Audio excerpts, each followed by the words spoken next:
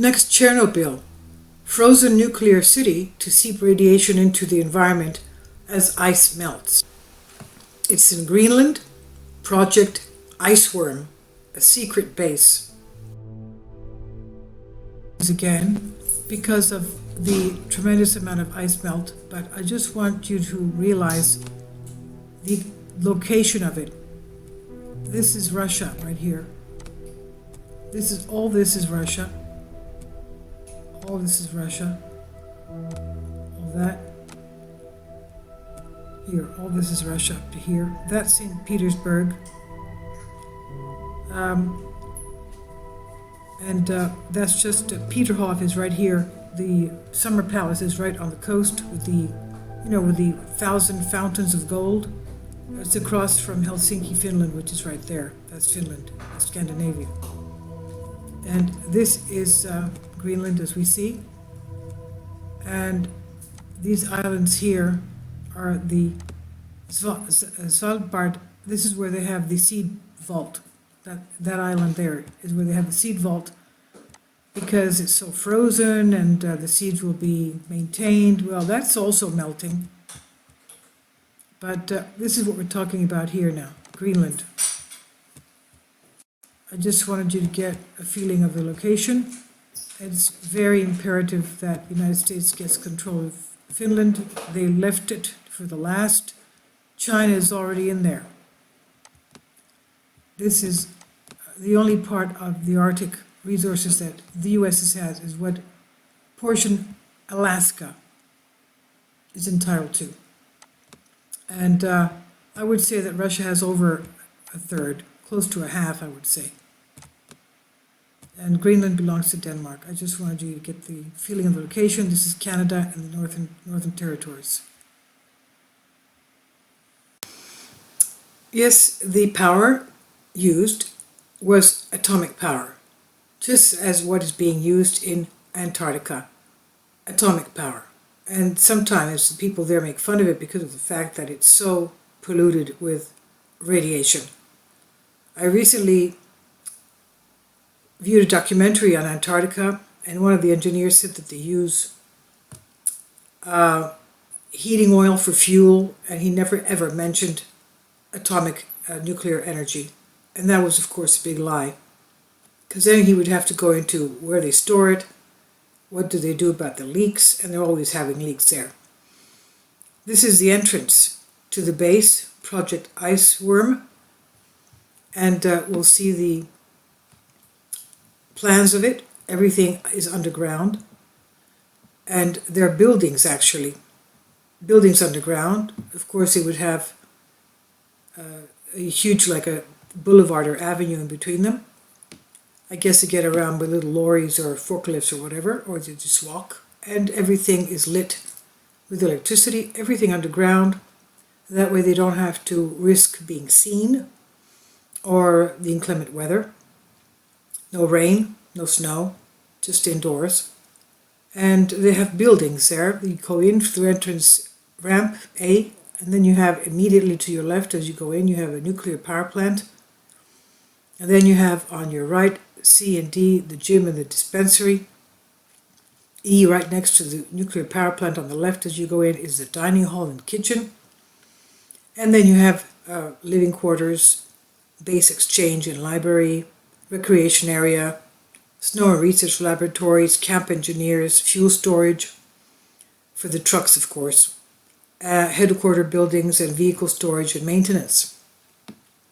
This is on Express UK by Callum Hoare, and the project was Project Icework. It was a top secret US Army program during the Cold War. Its goal at building a network of mobile nuclear missile launches sites below the Greenland ice sheet, due to the strategic location, which was right across the Soviet Union. I think it should be a major importance now that the ice is melting, and even China has made use of getting its foothold into Greenland because it wants to push along the new Silk Road through the Arctic. with the help of Russia and, I don't know what the United States is doing, but they should definitely find a deal to get a foothold, even if it's leasing it for 100 years or 99 years, just like they did with Hong Kong. Give them a beautiful deal, lease it for 99 years if you can't buy it, with a article for you to be able to renew it and get everybody else out. And it's right across from Russia. They can keep an eye out to see what on earth they're doing. It's a strategic location. And as we said before, Russia basically has almost half of the Arctic, and the US only has Alaska. So anyway, they had this project Icework, the top secret underground base, with the nuclear launches there. Now to study the feasibility of working under ice, it was a cover project known as Camp Sentry. It was launched in 1960.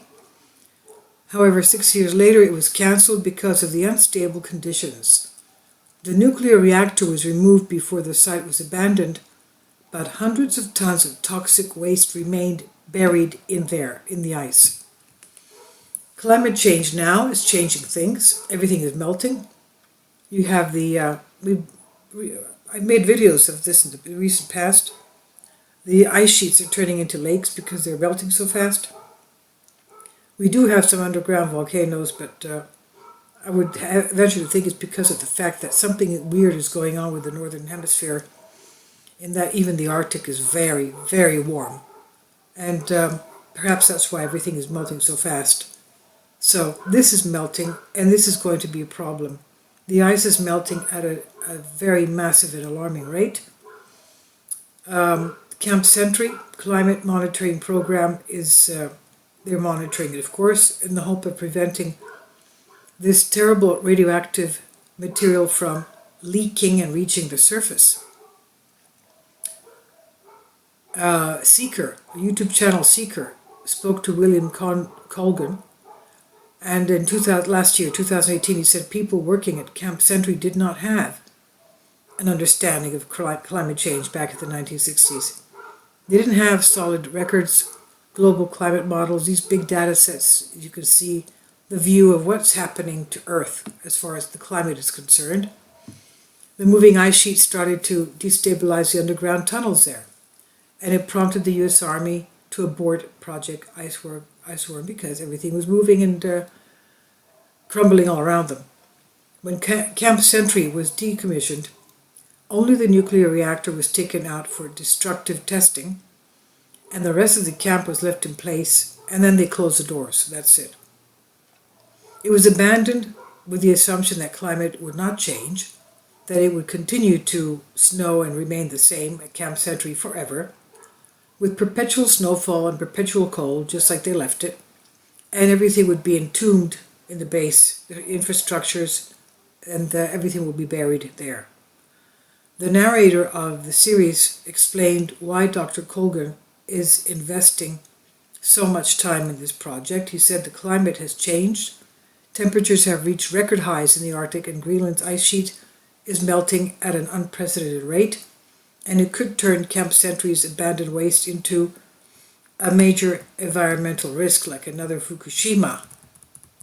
So a team of scientists, including William, went back to the site. Dr. Colgan explained what the team is doing there. He said the government of Denmark, which owns Greenland, of course, at the request of the government of Greenland, started the Camp Sentry climate monitoring program. He said, we set up a bunch of instruments that are erected on the ice sheet at surface, and then we drill in and we put probes into the ice sheet. It keeps real-time data stream coming from Camp Sentry, where we monitor a bunch of things, mainly the temperature of the snow, the temperature of the ice, and the air temperature. And that will help us model how the snow and ice is going to behave over the next 100 years. The ice-penetrating radar is the most time-consuming job. You have to manually tow it in at a slow speed. It sends out a pulse of energy that goes down into the ice, then reflects off different things, comes back to a receiver, It was 80 kilometers in total. The team turned those radar profiles into 3D maps of the debris field below Greenland, exposing miles of unknown below the ice. Dr. Coughlin said, at Camp Sentry you get those horizontal lines of annual accumulation layers, but then you also get these big pockets of chaos. What are they? And you could see the main tunnels, pieces of debris down about the size of a vehicle, maybe even a fuel drum. Our preliminary estimates is that we think the debris field is about 55 acres in size, or 100 football fields, and we think it contains just over 9,000 cubic tons of debris. We're very interested in how deep everything goes and where it is, so that when we go to do our simulations of how much meltwater there might be at the site over the next century, there are concerns that if meltwater starts interacting with the debris field, it could mobilize some contaminants. And he goes on to explain that in the 60s, the building codes were a little different. We know, for example, that the materials that they used at Camp Sentry were rich in PCBs and other types of persistent contaminants, and they still come out of the ground kicking. They don't deteriorate at all. These contaminants include diesel fuel, also, of course, nuclear waste like radioactive coolant water, and other toxic chemicals from the camp's buildings and general infrastructure. All of that is on track to seep into the environment. Dr. Colgan has a plan, though. It's not all that bad. He says, in conclusion, if we continue business as usual, it looks likely we will start to see more melt than snowfall at Camp Sentry. But if we stick with something like the Paris Agreement, we can keep more snowfall that melts beyond the end of the century. Okay, well, we just today posted a video having to do with, is the sun stupid? In other words, the climate does not depend on carbon dioxide as much as it depends on the cycles and the energy of the sun. Okay, so this is the problem there. That's one thing that we didn't really know anything about, did we? The secret bases underground that have all these contaminants and radioactive coolant water that could start leaking. That would cause us to have another Fukushima or another Chernobyl on our hands, God forbid.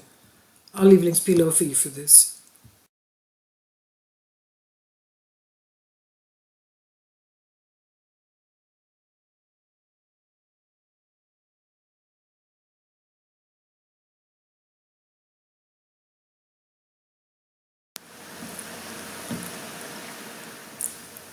If you'd like to join me on my Patreon account, you will hear content not covered by mainstream media.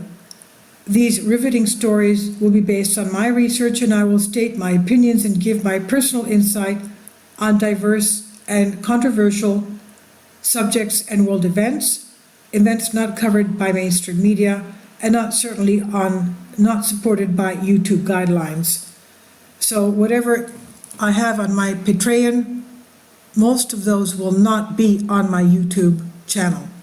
Please consider becoming a member today. More of the most significant and important videos will be on my Patreon channel. Your support helps me to continue my research and keeps this YouTube channel alive.